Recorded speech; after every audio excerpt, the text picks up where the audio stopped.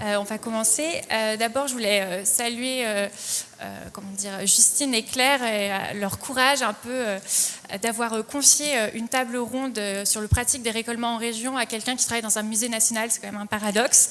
Mais pour vous rassurer, on a, voilà, les échanges qu'on vous propose et les thématiques qu'on a choisies ont été choisis conjointement tous les 5 et sont aussi basés sur mon expérience de récollement des dépôts, donc auprès des musées en région, dans le cadre de mes fonctions au musée du Louvre. Donc pour commencer, je vous propose qu'on fasse un court tour de table pour que chacun puisse se présenter et évoquer très brièvement la situation des dépôts, que ce soit entrant et sortant dans son institution. Donc je suis Morgane Rodriguez, je suis chargée de collection au FRAC Centre-Val de Loire. Donc là, on est sur un statut un peu différent des musées de France. Et du coup, nous, notre collection, elle est donc essentiellement orientée sur l'art contemporain. La mission des FRAC, c'est de sensibiliser, diffuser et collectionner l'art contemporain, principalement dans sa région, donc nous, région centre, mais aussi un peu plus loin, c'est-à-dire sur le territoire national, de temps en temps, quelquefois à l'international aussi. Et au niveau des dépôts, nous, c'est des volumes un peu différents de tout ce qui a pu être présenté jusqu'à maintenant. On est quand même un peu plus modeste. L'ensemble de notre collection, c'est 23 000 œuvres, donc ça reste assez important, en sachant qu'on est majoritairement spécialisé en architecture contemporaine et en architecture expérimentale de la deuxième moitié du XXe siècle. Donc c'est un peu une collection assez spécifique, même si on a de l'art contemporain un peu plus varié, notamment dans nos acquisitions récentes. Mais les dépôts, et j'y reviendrai plus tard, c'est une partie un peu particulière puisqu'on ne met pas ou très peu en dépôt notre collection d'architecture pour plusieurs raisons, conservation scientifique, etc.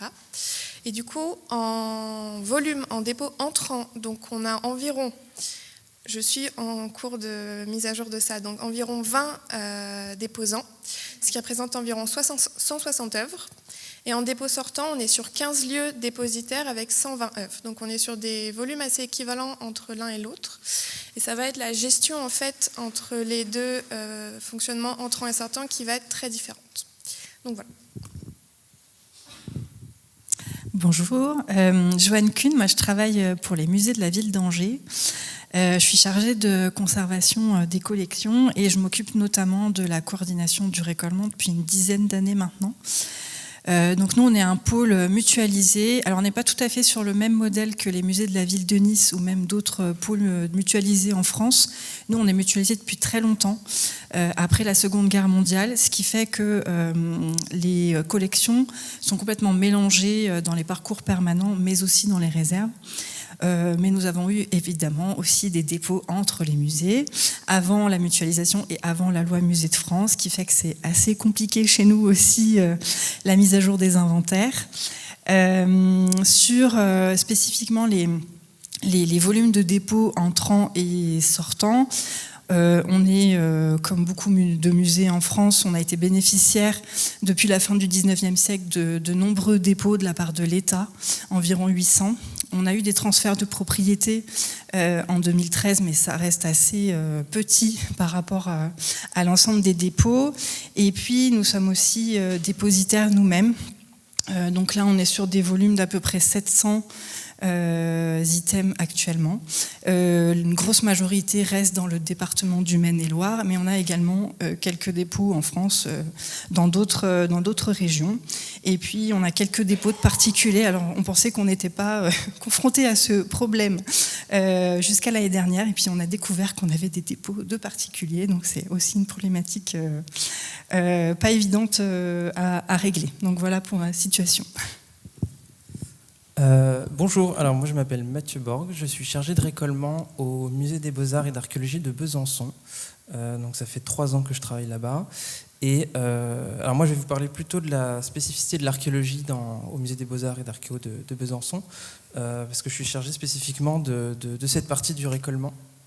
J'ai d'autres collègues qui travaillent notamment sur les dépôts et le récollement des objets en beaux-arts et en art graphique.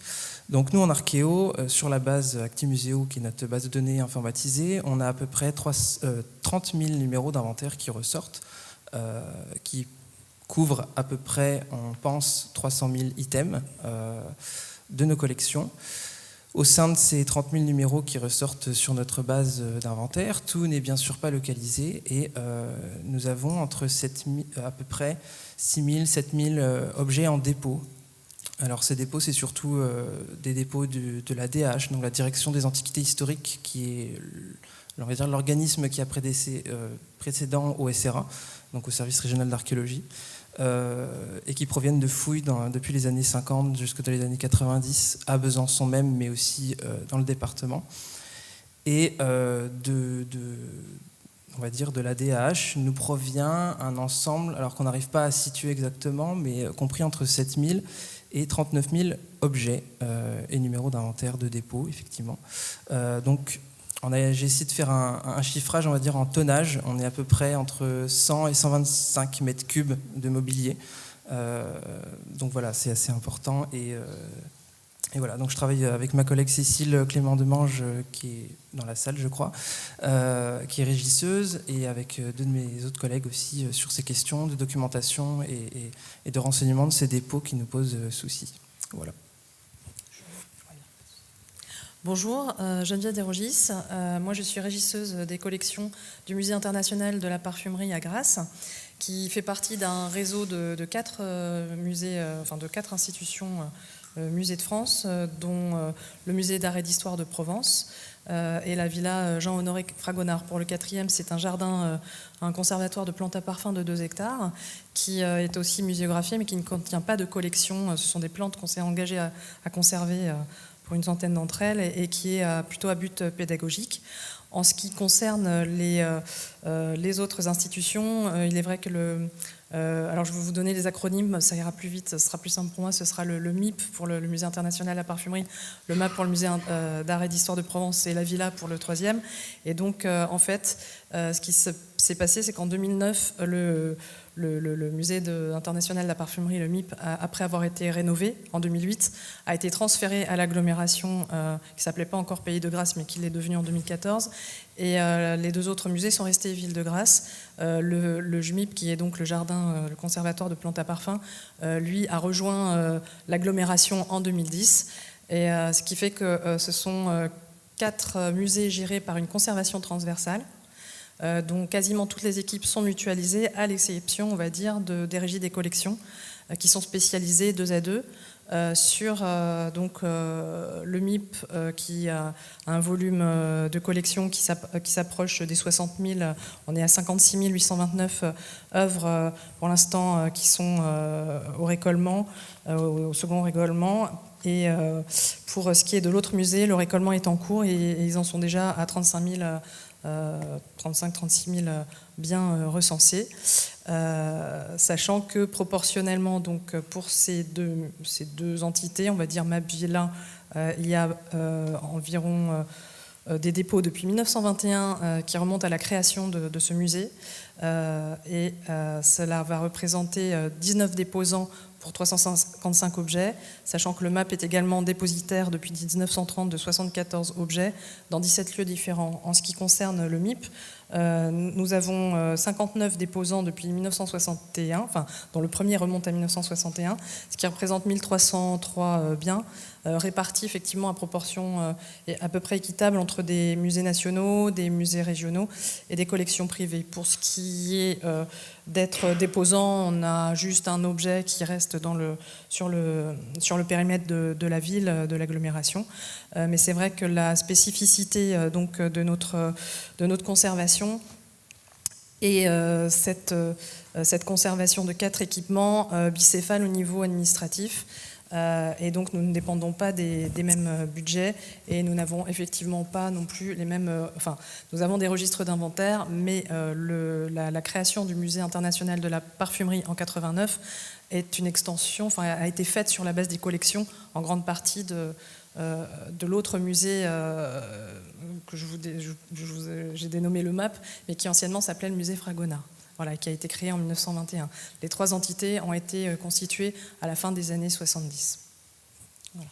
Voilà, donc avec ces 4 institutions, ça nous offre un panorama un peu de toutes les situations qui peuvent exister et ça représente aussi assez bien tout ce qui nous a été présenté depuis ce matin et notamment cet après-midi avec Nice. Ça représente aussi les réponses qui ont été données au sondage qu'avait proposé la FROA et dont vous pouvez voir les résultats dans la salle de pause, tous ces beaux graphiques colorés, puisque toutes ces institutions sont à la fois dépositaires et déposantes, et c'est ce qui ressort du sondage.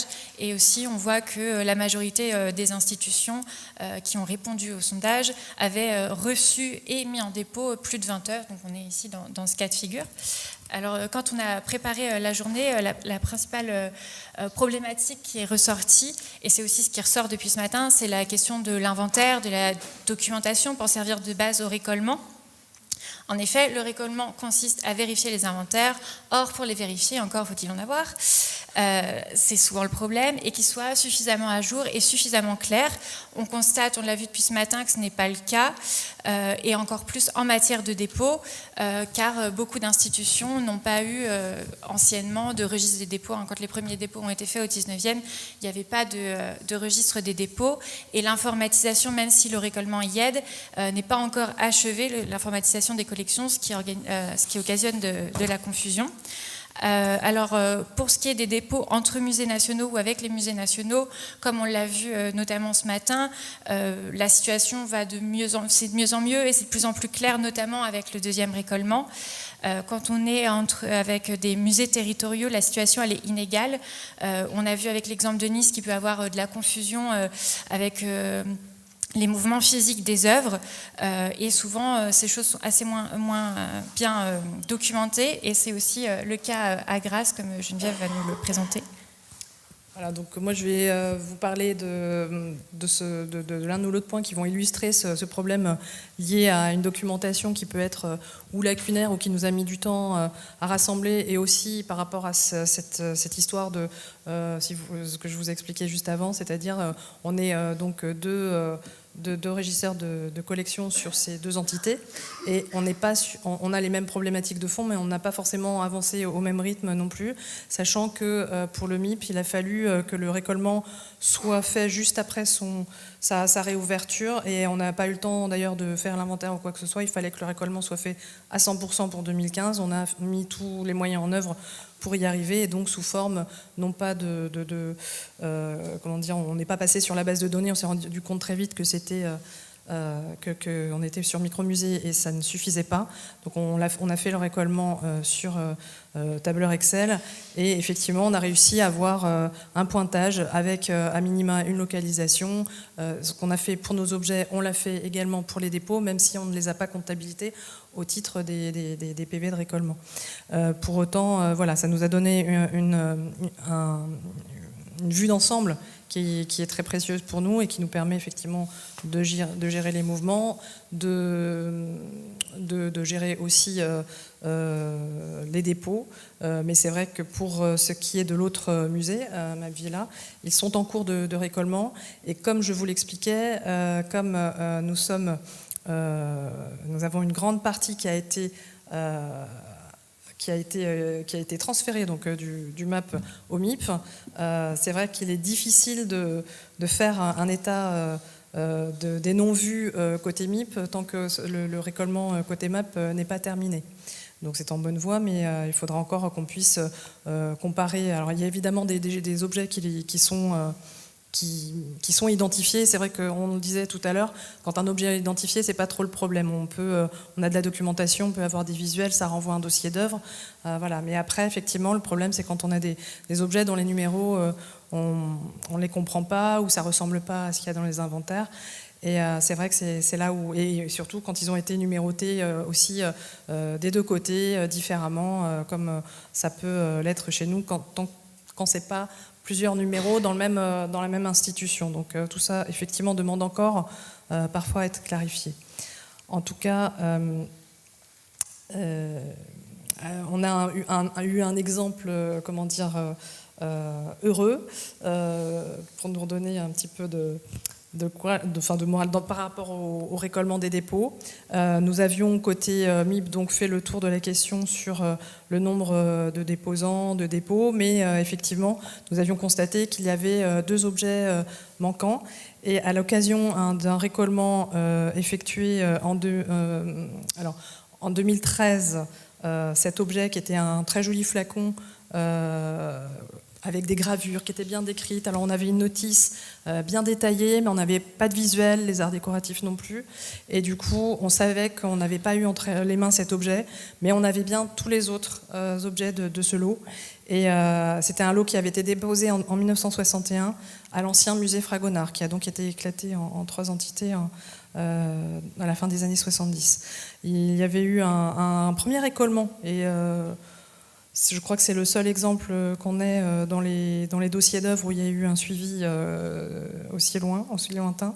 En 1975, dans le nouveau MAP, qui avait été suivi en 92 d'une demande de régularisation à la ville de Grasse pour les objets qui avaient été transférés au MIP, donc quand même il y avait une conscience, mais ça n'avait pas été fait, suivi d'un récollement en 2003, avant le dernier qui a eu lieu donc en 2013, après le transfert du MIP à l'agglomération, donc c'est un petit peu complexe, mais on en arrive là.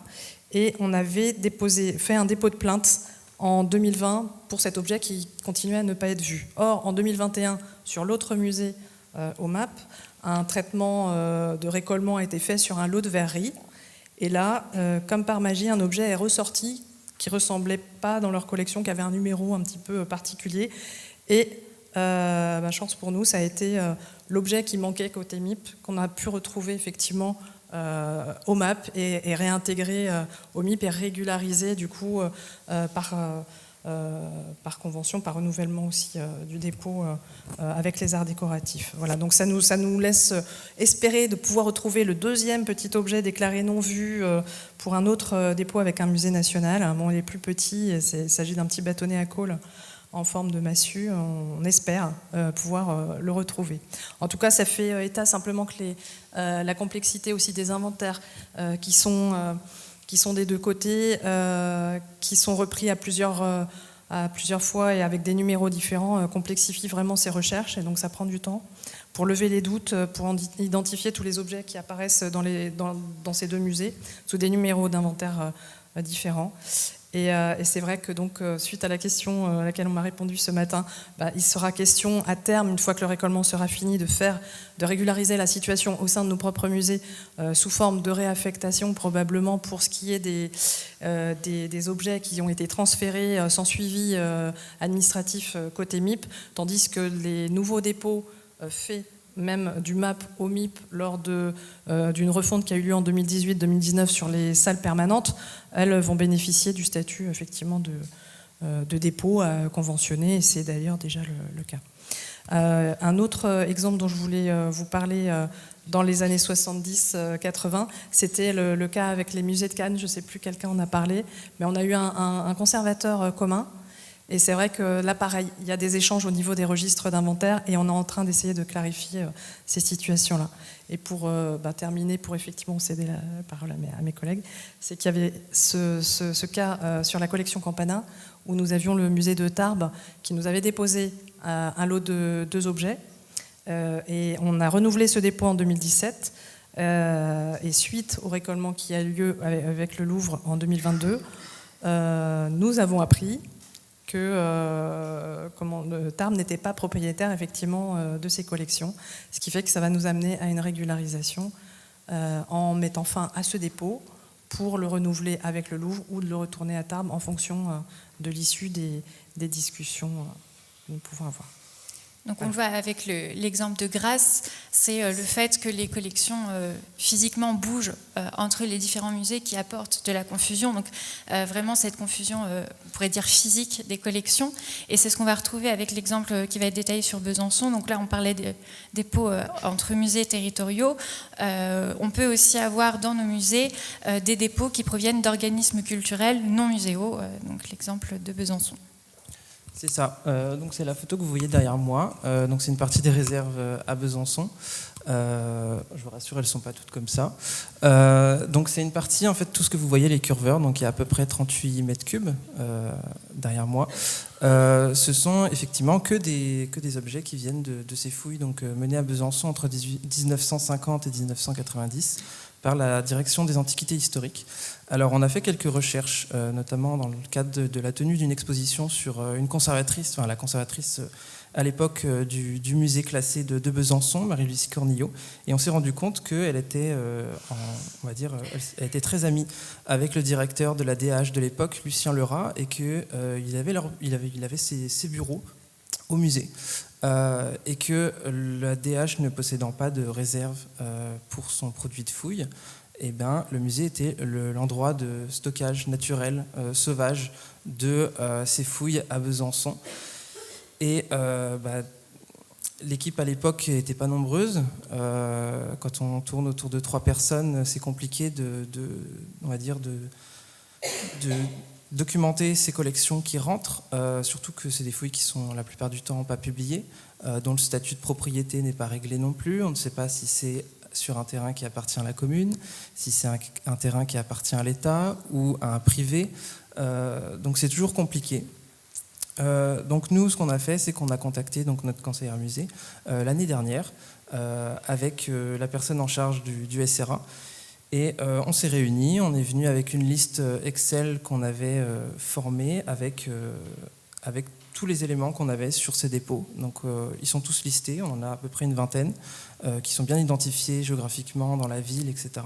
Avec des dates de fouilles, des propriétaires quand on les connaît ou pas, et un nombre, on va dire, à peu près d'objets, d'items qui sont rentrés dans nos collections. Alors ça varie de 10, 15 objets à 33 000 parfois pour certaines collections. Et donc on s'est posé la question de, voilà, on a ces informations que le SRA avait ou pas, et eux essayent de retrouver les propriétaires, essayer de clarifier ces questions qui sont inhérentes à l'archéologie. Et nous, on essaye de renseigner au mieux tout ce qu'on a dans nos réserves, ce qu'on croise dans le cadre du récollement, que ce soit des objets qui sont exposés dans le parcours permanent, ce qu'il y a dans les réserves climatisées, et ce passif-là qui n'a pas été réglé. Donc, alors c'est pas de notre faute, hein, ça fait 40 ans que c'est comme ça. Et malheureusement, c'est aussi le problème du récollement, c'est qu'on est parfois sur des missions qui sont longues, et on est souvent sur des contrats qui sont courts et qui ne sont pas renouvelés.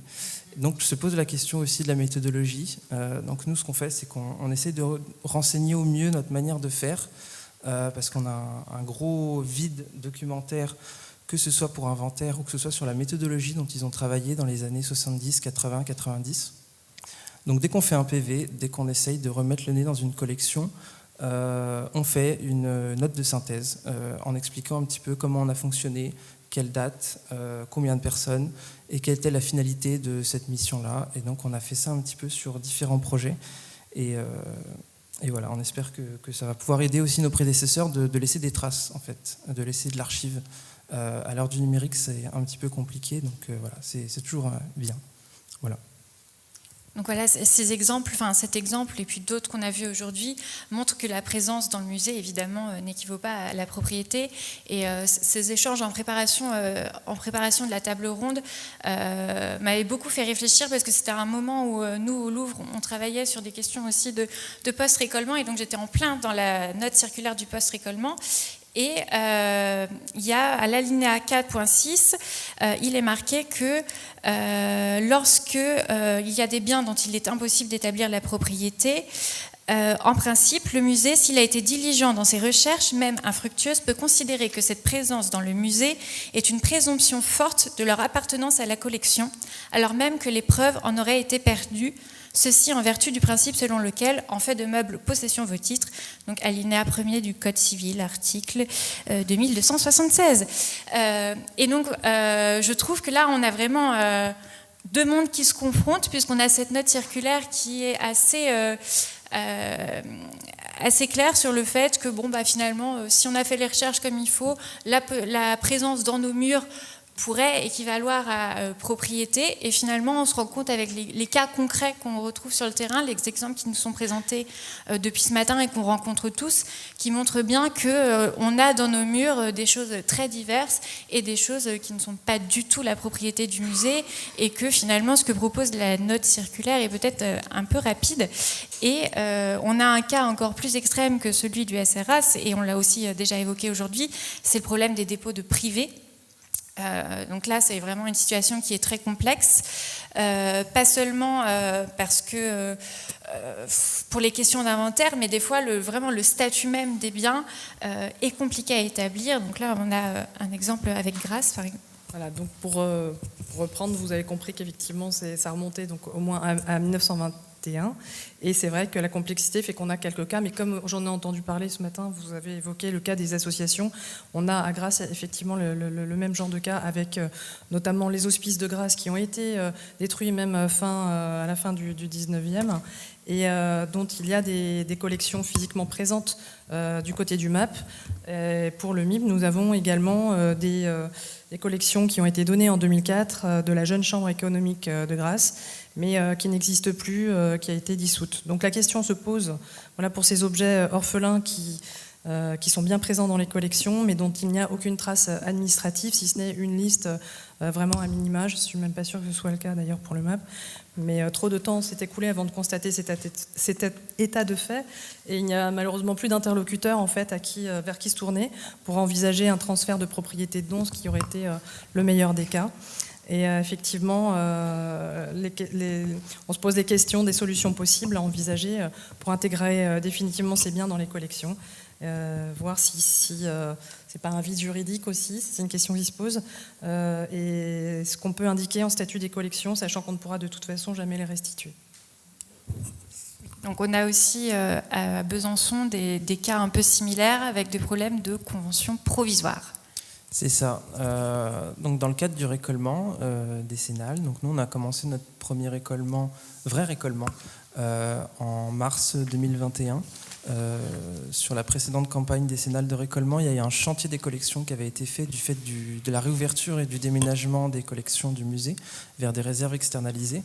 Et on a commencé, donc on a fait 2 campagnes distinctes, une campagne des objets qui étaient exposés au musée et une campagne en réserve, à partir d'une salle. Donc voilà, on est parti d'un bout de la salle en haut à gauche et on a fait tous les racks comme ça. Et au musée, dans les premières semaines, est arrivé ce problème des dépôts, et notamment des dépôts provisoires, c'est-à-dire qu'on avait un objet, donc on avait une hache néolithique qui était exposée, qui faisait partie d'une des pièces phares du musée, et on s'est très vite rendu compte que ça avait été un objet qui était déposé par un particulier pour étude et qui n'a jamais été rendu. Donc on a commencé à essayer de faire des recherches, essayer de mettre nos compétences de généalogiste à jour, et on s'est rendu compte que cette personne était malheureusement décédée 2 ans avant. Donc on a essayé de contacter les ayants droit, etc. Et après, en réserve, on s'est aussi rendu compte que ce problème apparaissait. Alors heureusement, ça concerne qu'une petite dizaine d'objets. On n'est pas sur des gros ensembles. Mais voilà, on a un jeton, par exemple, en os gallo-romain, donné par un enfant qu'il a trouvé dans son jardin et qu'il l'a confié au musée pour étude, et malheureusement, on ne lui a jamais rendu. Et ça fait 50 ans. Donc voilà, on espère quand même qu'on arrivera à rendre en fait, cet objet, ou au moins de clarifier en fait, ce statut vis-à-vis de ses propriétaires qui sont privés. Voilà. Voilà, donc quelques exemples qui, je pense, font écho à ce que vous rencontrez dans vos musées. La deuxième problématique qui est ressortie lors de nos échanges, et là encore, c'est quelque chose dont on a parlé, c'est quand même rassurant, je pense quand même rassurant de voir qu'on a tous les mêmes problématiques, c'est la question de la place du politique dans la gestion des dépôts et dans le récollement des dépôts. Voilà, donc on parlait tout à l'heure de dépôts placés dans des lieux un peu spéciaux. Le pire que j'ai vu, c'est il y a quelques mois au ministère des Affaires étrangères avec le tableau dans les toilettes. Voilà, bon. Sinon, ça se passe de manière... Donc parfois, on a tout le cabinet du préfet, parfois, on est dans le bureau du maire. Enfin bon, on a des situations assez diverses. Mais donc là encore, on l'a parlé, Sandrine Vézillier l'a largement évoqué ce matin, il y a c'est compliqué quand le politique interfère avec la bonne gestion des dépôts. Pour les musées nationaux, en théorie, on est assez protégé parce que la législation existe. Et donc, on a quand même un certain levier pour essayer de mettre fin aux dépôts anciens provisoirement au fil des récolements et éviter de faire des nouveaux dépôts. Donc voilà, ces photos montrent qu'on en a encore certains. Et la grande surprise, ça a été de découvrir en préparant la table ronde qu'il y avait un vide juridique pour les musées territoriaux. On était au service du récolement, j'en ai parlé avec mes collègues au service du récolement et des dépôts du musée du Louvre, on était tous persuadés que vous aviez, que tous les musées de France avaient la même législation, et ça a été la grande découverte cette semaine de voir que ce n'était pas le cas. Et c'est pour ça que vous rencontrez tant de problèmes. Donc heureusement, Sandrine nous a donné quelques pistes pour essayer d'avancer. Mais voilà, il y a cette question du politique qui interfère avec la gestion qui est très prégnante. Et donc Joanne va nous en dire quelques mots. Alors, effectivement, en effet, donc je vais vous faire un petit retour d'expérience, nous, sur notre situation à Angers. Effectivement, comme beaucoup d'autres musées territoriaux, nous avons mis en dépôt dans beaucoup d'administrations de la ville des œuvres d'art depuis parfois très longtemps, que ce soit la préfecture, le palais de justice, le CHU,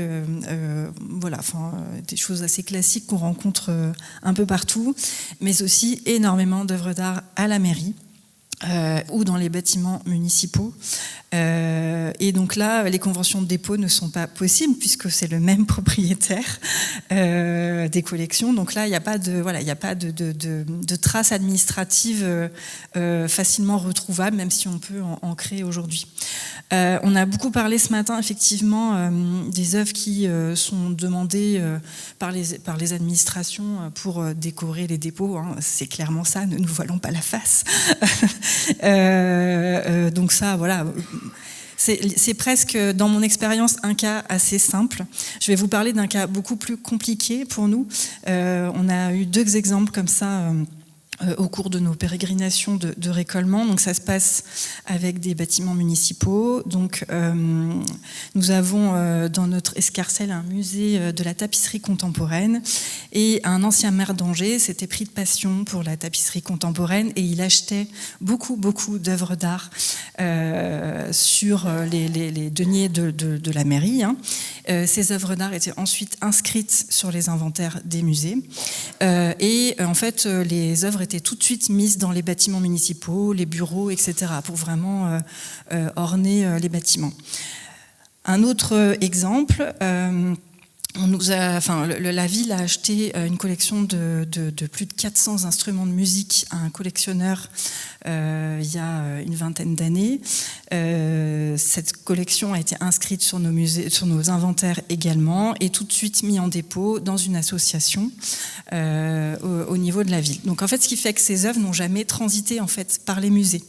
Et on se retrouve aujourd'hui à devoir les gérer avec toute la déontologie dont on a parlé ce matin, qui est notre responsabilité. Et en fait, c'est extrêmement compliqué.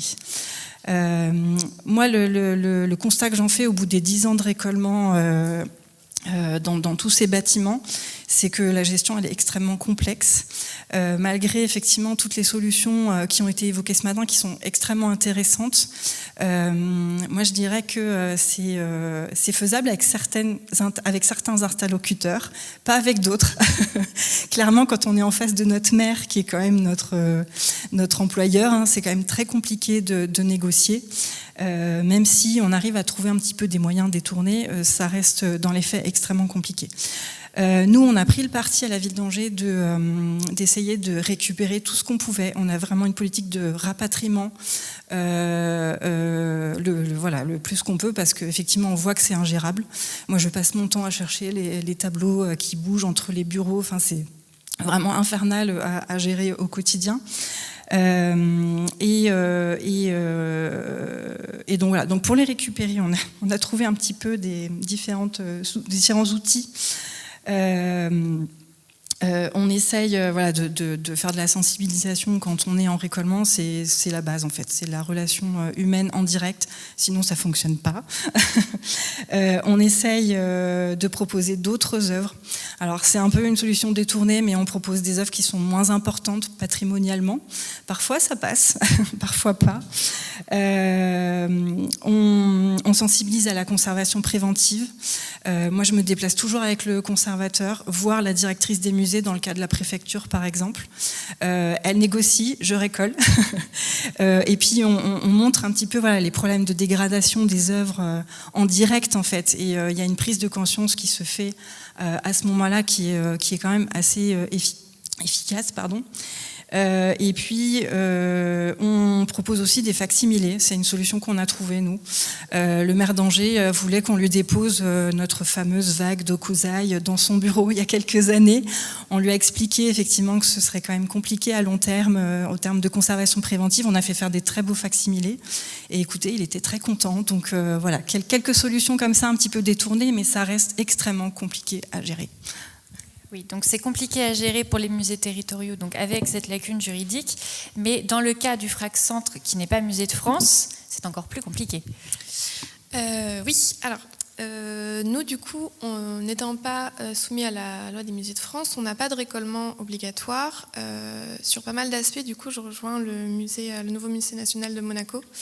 Il y a beaucoup de choses qui sont assez similaires dans la façon dont on a décidé de récoller la collection. Parce que comme on n'est pas contraint de le faire par le récollement décennal, il faut quand même qu'on le fasse en fait, puisque si on ne le fait pas, la gestion de la collection elle est impossible, parce que ça reste quand même 23 000 œuvres de médiums spécifiques et de statuts spécifiques, donc il faut quand même qu'on arrive à s'y retrouver.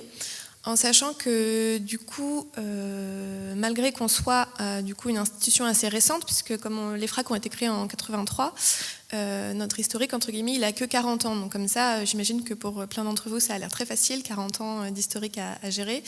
Mais au final, on se rend compte qu'il y a quand même beaucoup de questionnements et beaucoup d'inconnus. Je ne vais pas m'étendre dessus, mais je rejoins même les questions d'inventaire, les questions d'inconnus. On a une série, peut-être on a sur la base de données une centaine d'œuvres où c'est marqué artiste inconnu, œuvre inconnue, titre inconnu, date inconnue, mais elles sont quand même inventoriées, donc on a juste un numéro d'inventaire. Il n'y a pas de localisation. Enfin bon, voilà. Donc c'est un peu, il y a des questions. Du coup, nous, le récollement des œuvres, en fait, il y a eu une sorte de pseudo-récollement initié en 2015 sur les dépôts principalement, ce qui nous permet en fait de grappiller petit à petit sur le récollement de la collection. Et du coup, concernant les dépôts et ces questions de politique, je te rejoins un peu, mais presque en opposition sur votre politique de rapatriement. Nous, au FRAC, on est, par la spécificité de notre mission, dans une politique de diffusion. En fait, vraiment, les 3 missions principales des FRAC, c'est sensibiliser les publics à l'art contemporain, diffuser la collection de toutes les façons, donc par des expositions, par de la communication, par de la médiation, et collectionner. Donc, en fait, on peut se retrouver derrière les questions de conservation pour rapatrier et récupérer nos œuvres, mais dans l'idée, on est quand même censé pouvoir les diffuser le plus possible. Et du coup, moi, je ne l'ai pas précisé tout à l'heure, mais je suis arrivée au FRAC Centre il y a 2 ans, et ça fait vraiment 1 an que je travaille du coup au service de la collection sur la gestion des dépôts. Et mon poste a même été en fait respécifié avec un encart vraiment particulier sur la gestion des dépôts. Donc, je suis seule à m'en occuper, avec ma responsable évidemment en supervision. Mais du coup, c'est un travail qui me prend à peu près 70% de mon temps. Parce que je ne peux pas faire 100% parce que j'ai d'autres choses à faire, comme vous tous, vous l'imaginez bien en tant que régisseur. Et du coup, sauf qu'en fait, ces questions de politique, elles interviennent et je ne peux pas les mettre de côté. C'est-à-dire que quand j'ai le président de la région, le recteur, la préfète qui envoie des messages, des mails, leur secrétaire général, bien évidemment, en disant que la semaine prochaine, il faut une œuvre dans le bureau, j'ai beau leur dire d'accord, mais on va voir comment on fait, on repose de quelques mois, etc. C'est assez difficile. Donc, je te rejoins, Joanne, sur le fait qu'on ne peut pas forcément toujours négocier selon la personne qu'on a en face, même si la plupart des personnes sont très sympathiques et compréhensives et qu'on met toute notre diplomatie et notre humour à notre service pour réussir à faire les choses correctement. Mais pour donner juste quelques cas, quelques exemples, par exemple, ça fait donc 1 an que je suis sur la mise à jour de l'historique, que ce soit les dépôts entrants ou sortants. On fonctionne aussi, du coup, nous, avec des tableurs Excel pour essayer d'en fait retrouver toutes les informations, les numéros de convention, les dates qui est intervenu, etc. Parce que on n'a pas de registre des dépôts parce qu'on n'y est pas contraint. L'idée, c'est aussi d'essayer d'en mettre un en forme et à jour. Et du coup, on a une série d'estampes de Pierre Alechinsky, qui est une série qui a illustré le traité des excitants modernes d'Honoré de Balzac. Si vous n'avez pas lu ce livre, je vous le conseille, c'est assez rigolo. Et du coup, on a cette série originale des estampes qui date des années 80, qui avait été mise en dépôt au début des années 2000 dans 2 lieux différents. Parce qu'en fait, l'inventaire lors de l'acquisition de cette série n'a pas été... les personnes n'avaient pas toutes les informations, donc il n'a pas été tout à fait juste. C'est-à-dire qu'en fait, la série a été séparée en 2 de manière arbitraire. Il y a eu 4 estampes mises dans un lieu de dépôt, 11 dans un autre. Et du coup, en faisant des recherches, nous, après, on s'est dit que c'était quand même plus sympa de les réunir parce qu'en fait, il y a une progression d'une image à l'autre, donc, parce que ça raconte une histoire. Bref, en revoyant tout ça, moi je suis allée faire les allers-voir dans ces 2 lieux de dépôt pour voir l'état des œuvres qui du coup n'avaient pas été vues depuis les années 2000. Il y avait eu sur ce début de récollement en 2015, elles avaient été vues, mais du coup il n'y avait pas eu de régularisation du statut, aussi bien administratif que physique sur l'état des œuvres. Et du coup, je suis arrivée au rectorat, par exemple, qui avait 11 œuvres, et ni le personnel du rectorat qui n'était pas formé, c'est ce qu'on a mentionné ce matin notamment, ni notre équipe, mes prédécesseurs, n'avaient eu le temps ni l'occasion d'aller voir. Les œuvres, en fait, avaient un vrai problème d'hermétisation au niveau du cadre, et donc il y avait de la buée à l'intérieur, donc du coup, il fallait les faire quelque chose. Pour plusieurs œuvres, il y avait un grand kakémono officiel devant, donc au moins elles étaient protégées de la lumière par rapport aux autres qui étaient face fenêtre, mais bon, du coup... ça posait un petit peu problème quand même. Et il y avait une œuvre qui du coup était isolée du reste des autres œuvres et qui était à côté du portrait de notre président actuel. Donc au milieu de la série du coup. Bon, voilà. Donc il y a plusieurs questionnements aussi bien scientifiques que artistiques au niveau du sens intrinsèque de l'œuvre qui se sont posés. Et du coup on a décidé de retirer les œuvres, sauf qu'en fait au moment où on a retiré les œuvres pour des questions de conservation, entre parenthèses, elles n'ont pas été altérées, donc tant mieux. On a reçu une information de la région qui nous disait, en fait, nous, on voudrait récupérer ces œuvres pour les mettre avec le reste de la série. Donc, vous les enlevez de ce dépôt et vous nous les mettez chez nous. Et à ce moment-là, moi, ma responsable, on doit dire... alors, il y a plusieurs choses qui vont rentrer en compte, mais la région, du coup, nous, c'est notre tutelle. Donc, c'est notre financeur. Donc, du coup, c'est délicat de dire à notre financeur non. Donc voilà, on discute, on fait des propositions, on trouve des compromis, mais généralement, ça se passe quand même un petit peu comme ils l'ont décidé. Et du coup, c'est pour ça que par rapport à ce matin, c'est assez intéressant, parce que nous, en tant que FRAC, on n'a pas vraiment de cadre, on est assez flottant. On n'a pas de convention cadre, on n'est même pas... homogénéisé entre guillemets entre tous les FRAC. Certains FRAC sont des associations. Nous, on était une association jusqu'à 2016, on est passé en EPCC, donc ça nous donne des subventions, des statuts un peu différents, mais toujours pas de cadre non plus. Ce qui veut dire que par exemple, donc maintenant on peut essayer de s'appuyer sur le code du patrimoine, mais c'est un petit peu entre guillemets arbitraire, où c'est pour essayer de forcer, pour essayer de montrer comment faire les choses aux dépositaires. On fonctionne par convention que du coup moi j'essaye de mettre à jour depuis 1 an.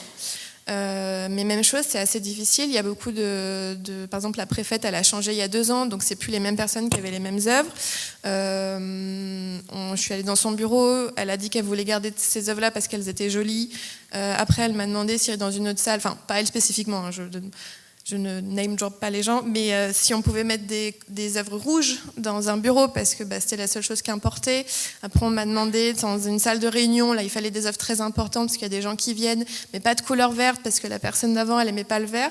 Donc là, on se retrouve dans un statut, peut-être que vous avez vécu aussi, de décorateur d'intérieur, qui est assez particulier, même si j'admire beaucoup ce travail, et je pense que ça m'aurait plu, c'est pas mon métier du coup, et c'est assez intéressant du coup d'essayer avec ces institutions politiques d'essayer de remontrer qu'en fait, c'est des œuvres d'art et qu'il faut les traiter comme des œuvres d'art. Que non, je ne mettrai pas dans mon catalogue d'œuvres des œuvres rouges juste parce qu'on m'a demandé des œuvres rouges, mais il faut qu'elle ait un sens avec le lieu, qu'il y a une importance au niveau de la conservation. Et tout ça, c'est très important chez nous parce qu'en fait, sur les 15 lieux dépositaires, il y en a 9 qui sont des structures politiques ou administratives. Donc c'est quand même un nombre assez important et pour nous, du coup, c'est vraiment une gestion quotidienne de notre travail. Je ne parle quasiment qu'avec des élus. et de temps en temps avec des musées ou des espaces publics. Donc c'est dans ce sens-là que pour nous c'est une gestion assez complexe et assez chronophage. Donc voilà, ces exemples montrent que parmi toutes les qualités des régisseurs, et nous savons tous et toutes qu'elles sont nombreuses, il faut compter la diplomatie. Et donc la dernière partie, donc on va faire très vite puisque le temps passe, c'est sur les questions un peu administratives liées au récolement des dépôts. On l'a déjà évoqué aussi aujourd'hui. Même si le récolement, ce n'est pas que ça reste avant tout un exercice administratif qui pose un certain nombre de questions et de problèmes. Parfois, notre quotidien ressemble à ça. On a l'impression vraiment de voir la tête qui éclate, d'être noyé sous le travail et sous les papiers. Mais malgré tout, voilà, il faut s'en sortir.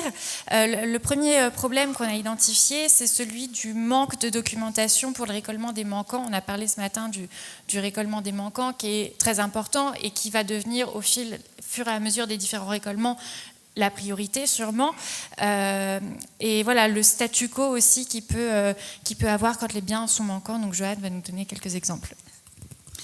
Alors effectivement, plus le récolement avance, plus on est confronté à ces masses d'objets manquants, ce qui est assez déprimant, je dois dire, au quotidien. C'est vrai qu'on peut se poser la question effectivement de leur gestion à long terme. Il y a un certain nombre de choses qu'on ne retrouvera certainement pas. Heureusement, ça arrive, mais c'est assez anecdotique d'en retrouver. Mais voilà, mais la vie administrative, elle continue finalement pour ces manquants. Il y a une obligation de récolement qui continue tous les 10 ans, des conventions à remettre à jour, etc.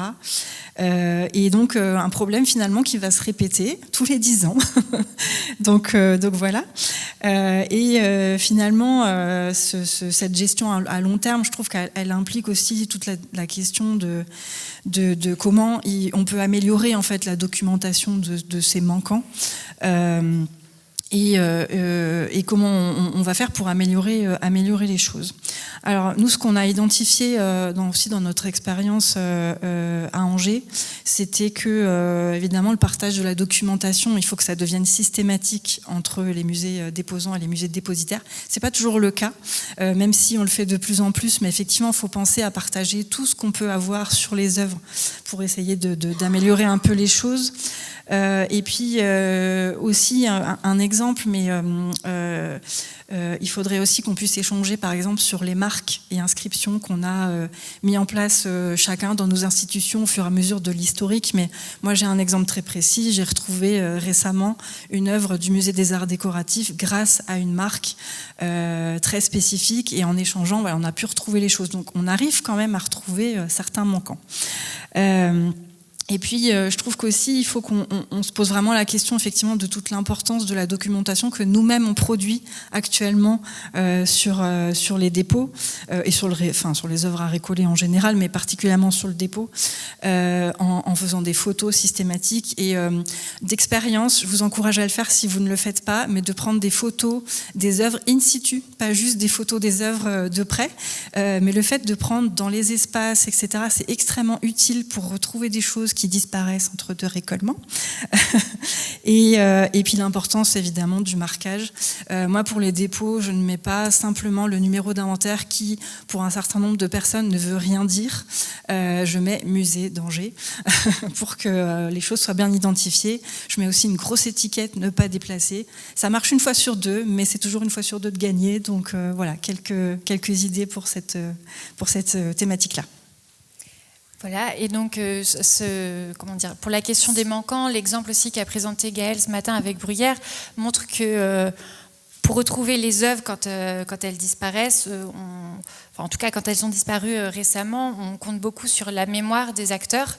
Et le problème, c'est que dans nos métiers, les personnes qui restent 40 ans sur leur poste, comme les anciens conservateurs, ça existe de moins en moins.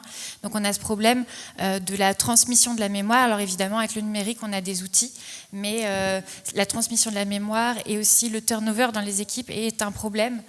Parce que le récollement, c'est un exercice sur le temps long qui repose parfois sur une expérience des marques, des typologies d'objets qu'on peut avoir dans son institution. Et donc, le turnover va un peu à l'encontre de cette acquisition d'expérience. Et donc, Morgane va nous en dire quelques mots. Oui, chez nous, du coup, le turnover, je pense que c'est un des problèmes, si ce n'est le problème principal des questions qu'on a sur la collection en fait et sur les dépôts, parce que c'est le cas dans beaucoup d'institutions culturelles, encore plus en art contemporain. Mais pour vous donner un exemple, là actuellement, donc on a plusieurs services. Les régisseurs, nous on se sépare entre collection et production, donc régie d'œuvre et régie d'expo. La personne la plus ancienne entre ces deux services, ça fait 4 ans qu'elle est là. Et la personne la plus ancienne dans le service de collection, donc le mien, ça fait 3 ans. Du coup, c'est pas évident, en sachant que souvent, il arrive que les départs, il n'y ait pas de passation, très très souvent, il n'y a pas de document de passation, et du coup, en fait, à chaque fois, il y a un travail qui est refait à zéro. Donc même parfois, quand il y a des prémices de première recherche, de premiers suivis qui sont faits, en fait, ça sert quasiment à rien puisqu'il va être refait en fait 2 ans après. Moi, ça a été mon cas. Du coup, il y a 1 an, j'ai fait un travail de recherche et de suivi qui en fait avait été initié, donc ça m'aide un petit peu. Mais le fait est que il y a des moments où, notamment chez nous, sans m'étendre sur les problèmes internes, mais on a un événement tous les 2 ans de biennale d'art et d'architecture. Et donc très souvent, comme dans pas mal d'institutions culturelles, après des gros événements qui sont éreintant, il y a beaucoup de personnes qui partent. Et du coup, à ces moments-là, en fait, c'est quasiment comme si il y avait une disparition, une météorite digne des dinosaures, où en fait, je me retrouve à avoir des informations, et par exemple, jusqu'au mois de juillet 2016, et après, je n'ai plus rien. Donc vraiment plus rien, c'est-à-dire que tout ce qui a été initié, on s'arrête au milieu d'un mail, on s'arrête au milieu d'une discussion. Et donc là, faut que je recherche quelques informations. Même si c'est sur des temps courts, par exemple une dizaine d'années, en fait, le manque d'informations, même sur 10 ans, il est assez pénible.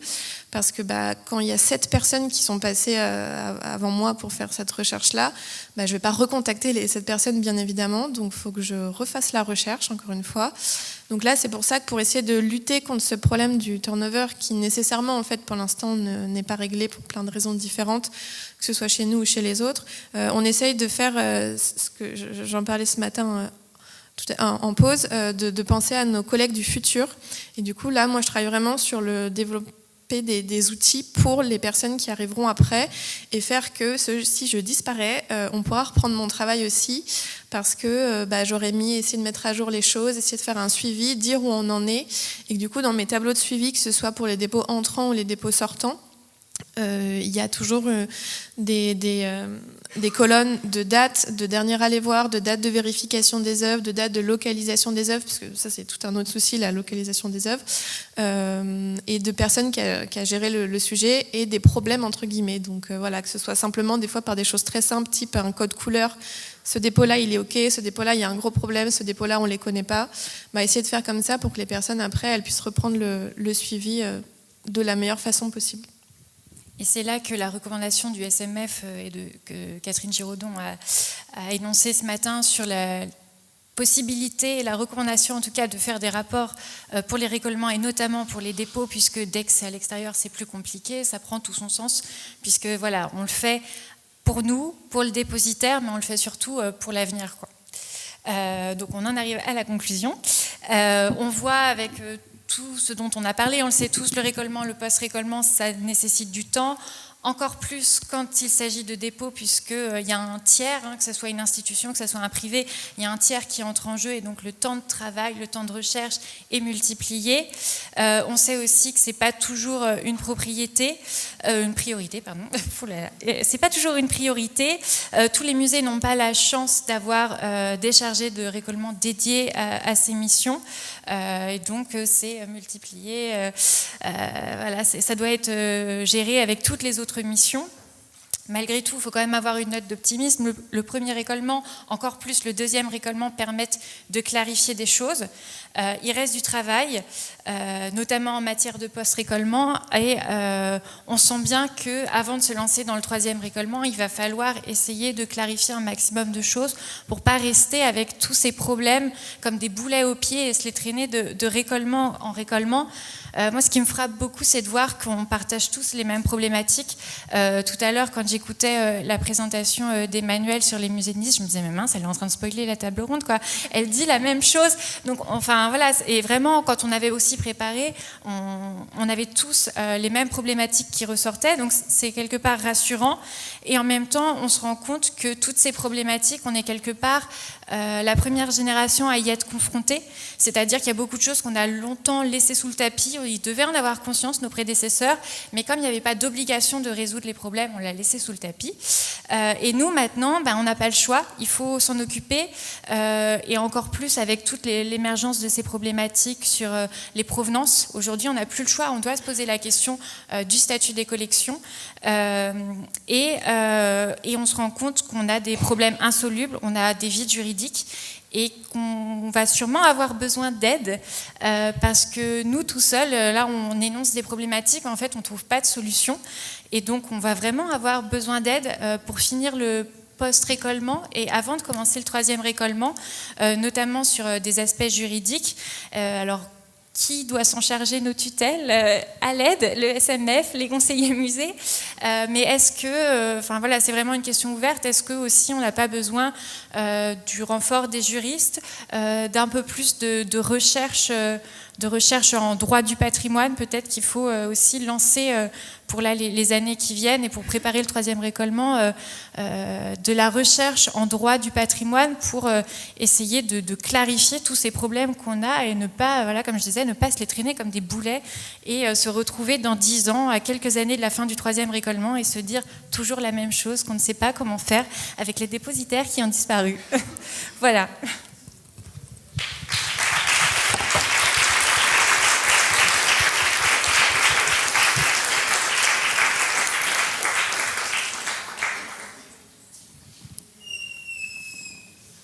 Est-ce que certains d'entre vous ont des questions à poser à Mélanie et aux différents intervenants? N'hésitez pas.